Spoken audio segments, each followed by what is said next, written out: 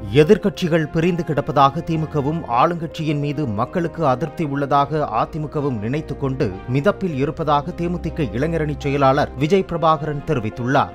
தருமபுரி மாவட்டம் அரூரில் நடைபெற்ற கட்சி பொதுக்கூட்டத்தில் பேசிய அவர், தேர்தல் நேரத்தில் மட்டுமே தேமுதிகவினர் வருவார்கள், மற்ற நேரத்தில் வரமாட்டார்கள் என்றும், கட்சியில் ஆளே இல்லை எனவும் பல அவதூறுகளை தங்கள் மீது பரப்பியுள்ளதாக கூறினார். இன்னைக்கு ஆளும் கட்சிக்கு எதிர்கட்சிகளா பிரிஞ்சு கிடக்கு அப்படின்னு ஒரு மெதப்புல இருக்காங்க.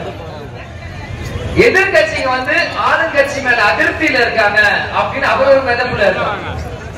இரண்டு கட்சியுமே சமநிலையில இருந்து ரெண்டு பேரும் ஒரு மெதப்புல இருக்காங்க.